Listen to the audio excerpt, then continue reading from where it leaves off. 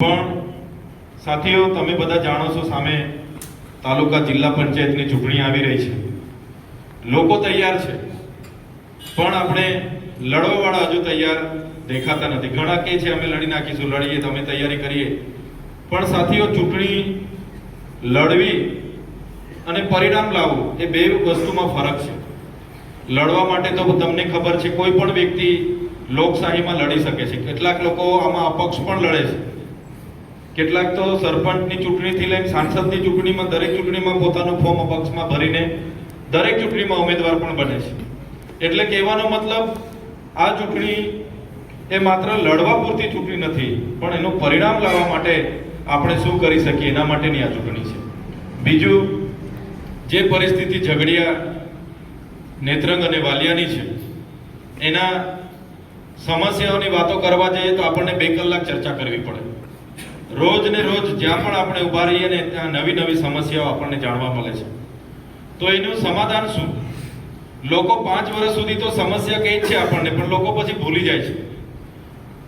5 વર્ષ એમની બધી સમસ્યા આપણા સુધી આવશે. ઝૂંપડું નથી મળ્યું, રોડ નથી મળતો, અમારે ત્યાં લાઇટ નથી આવતી, અમારા પર ખોટો કેસ થાય છે, અમને અહીંયા નોકરી નથી મળતી, અમને રોજગારી નથી મળતી, અમારા જમીનમાં બીજા લોકોએ કરસર ચાલુ કર્યા છે, સિલિકા ચાલુ કર્યું છે.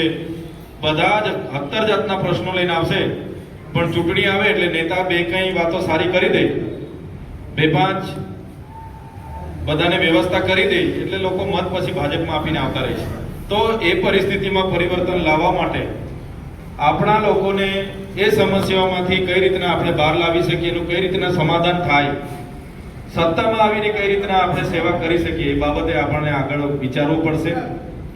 ભાષણ કરવા માટે હું નથી આવ્યો, પણ આ કાર્યક્રમ કઈ રીતના ખૂબ સારો થાય, મોટી સંખ્યામાં કઈ રીતના જોઈનિંગ થાય, એ આયોજન કરવાનું છે. અને સાથે સાથે જિલ્લા પંચાયત વાઇઝ જે આપણે 4 જિલ્લા પંચાયતો છે, તો 4 જિલ્લા પંચાયતની જે આપણી ટીમો છે, એ ટીમો કઈ રીતના કામ કરશે આવનારા દિવસોમાં. એમની નીચે જે પણ 5-5 તાલુકા પંચાયતો છે, એ તાલુકા પંચાયતોની ટીમો કઈ રીતના કામ કરશે, અને એ તાલુકા પંચાયતના લડનારા જે આપણા અપેક્ષિત લોકો છે, જે ઈચ્છા રાખે છે કે મારે લડવું છે, એવા બે હશે, 3 હશે, કોઈ સીટમાં એકાદ હશે, કોઈ સીટ ખાલી પણ હશે, કોઈમાં 5 લોકો ઈચ્છતા હશે કે હું લડી નાખું. તો એનું પણ એક કેડર કરવું પડશે, એમની પણ એક સ્ક્રુટી કરવી પડશે, અને આપણે આ ચૂંટણી લડવી પડશે એવું મને લાગી રહ્યું છે. તમે બધા જાણો છો, અત્યાર સુધી તો કોંગ્રેસ પાર્ટી આપણા વિસ્તારમાં એટલી સક્રિય નથી, પણ હવે એ લોકો પણ ધીરે ધીરે સક્રિયતા દાખવી રહ્યા છે. ભાજપ તો એમની લડાઈ આપણી સાથે છે, સીધી રીતે તમે પણ જાણો છો. ભાજપ અને આમ આદમી પાર્ટીની સીધી ટક્કર છે. લોકો બધા તૈયાર છે, પણ લોકોની સામે એક સારો ફેસ જોઈએ છે, લોકોને એક ભરોસાપાત્ર વ્યક્તિ જોઈએ છે. એ વ્યક્તિ શોધવાનું કામ અહીંયા બેઠેલા તમારામાંથી લોકોનું છે. આવનારા દિવસોમાં અહીંયા બેઠેલા ઘણા સાથીઓ તાલુકા પંચાયતના સભ્ય બનશે, જિલ્લા પંચાયતના સભ્ય બનશે, તાલુકાના પ્રમુખ બનશે. ત્યારે એ માટે બનવું હશે તો હમણાંથી લાગવું પડશે.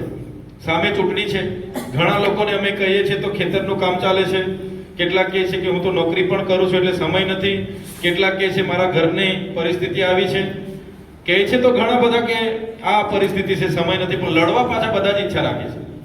તો લડવાની ઈચ્છા છે તો સમય આપવો પડે. 2 મહિના છે આપણી સામે. આજે તમને બધાને જ ખબર છે, કોઈ પણ એક્ઝામ પાસ કરવી હોય તો એની તૈયારી કરવી પડે. કોઈ પણ વ્યક્તિ એક્ઝામ પાસ કરે છે તો 6 મહિનાની ટ્રેનિંગ હોય છે. તમે પણ ઉમેદવારી કરવા માંગો છો તો આ તમારી ટ્રેનિંગ જ છે. એક કલેક્ટર આઈએએસ પાસ કરીને આવે છે, એને સીધું કલેક્ટરનું પોસ્ટિંગ નથી મળતું. એને પણ 6 મહિના એને પણ જવું પડે હૈદરાબાદ, મૈસૂર જવું પડે. મૈસૂર એની તાલીમ થાય 6 મહિના, અને આવે પછી પણ ડાયરેક્ટ કલેક્ટર નથી મળી જતું. આવે પછી પણ એને પ્રાંત બનાવવામાં આવે, કાં તો નાયબ કલેક્ટર બનાવવામાં આવે, અધિક નિવાસી કલેક્ટર બનાવવામાં આવે, પછી ડીડીઓ બને, પછી એનો વારો આપે. ત્યારે કેટલાક લોકો એવું વિચારે છે કે ચૂંટણી આવશે ત્યારે બહાર નીકળીશું, ટિકિટ માંગીને લડીને જીતી લઈશું. આમાં એવી શક્યતા નથી. તમે ઘરે બેસીને સપના જોતા હશો તો મને લાગે છે એ સપના તમારા પૂરા નહીં થશે. ગ્રાઉન્ડ પર ઉતરવું પડશે. તાલુકા લડવાના છે તો 5 થી 7 ગામ આવે, એમાં તમારે ફરવું પડે. જિલ્લા પંચાયત લડવા માંગો છો તો 20 થી 22 ગામો આવશે, એમાં તમારે મહેનત જોઈએ. તો એ આપણે કરવા માંગીએ છીએ. એના માટે જ આ સભા છે. તમારામાં જોમ જુસ્સો ભરાય, એના માટેની આ સભા છે. આ સભાનો પ્રચાર પ્રસાર કઈ રીતના વધુ ને વધુ થાય, વધારે ને વધારે લોકો ત્યાં આવે, એમાંથી વધારે ને વધારે લોકો બીજા પક્ષના હોય એમનું મંચસ્થ સ્વાગત થાય. આજે ઘણા લોકો અહીંયા જોઈનિંગ કર્યું છે. મારી તો ઈચ્છા એવી હતી કે ત્યાં 10,000 લોકોની સામે તમારું જોઈનિંગ થાય, મીડિયામાં આવે, લોકોને પણ ખબર પડે કે તમારા જોડાવાથી આજુબાજુના વિસ્તારોના લોકોને પણ ખબર પડે કે પેલા ભાઈ આમ આદમી પાર્ટીની ચૈતરભાઈના નેતૃત્વમાં જોડાયા છે. એની અસર આજુબાજુના 4 ગામમાં પડે, તમને નેતા તરીકે સ્વીકારે અને ઘણા લોકો તમારા નામથી પણ જોડાય. તો તે દિવસે મોટી સંખ્યામાં આપણે કરવા માંગીએ છીએ. તો હું મારું વક્તવ્ય અહીંયા પૂરું કરીશ, પછી તમારા સૂચનો લેવામાં આવશે અને પછી પણ કંઈ જરૂર લાગશે તો અમે તમને માર્ગદર્શન આપીશું. ખાસ તો બેનરો આવી ગયા હશે તો જિલ્લા પંચાયત વાઇઝ એ પ્રોગ્રામના બેનરો તમે લગાડી દેજો. જે લોકો તે દિવસે જોઈનિંગ કરે એવા છે એના માટે દરેક ગામોની જવાબદારી વહેંચી લો. એક ગામમાંથી 10-15 આગેવાનો બીજા પક્ષમાંથી આપણી સાથે જોડાય એવા બધા જ લોકોએ પ્રયાસો કરવાના છે. એમને વિધિવત રીતે સન્માનપૂર્વક મંચ પરથી આપણે જોડીશું. ત્રીજું, સ્વાગતમાં 4 જિલ્લા પંચાયતના 10 થી 15 લોકોની ટીમ બનાવી રાખજો. જે લોકોએ ડોર ટુ ડોર કરી છે, રાત્રિ સભા કરી છે, એવા જે 10-15 જણ છે જિલ્લા પંચાયતના, એમને મંચ પરથી સ્વાગત પણ જે તે લોકોનું સ્વાગત પણ કરાવીશું. તમારામાંથી તે દિવસે કોઈએ પોતાનું વક્તવ્ય આપવાનું છે, કયા મુદ્દા પર આપવાનું છે તે પણ કહેજો, તો 5 મિનિટ એમને વક્તવ્ય આપવા માટે પણ ત્યાં આમંત્રિત કરીશું.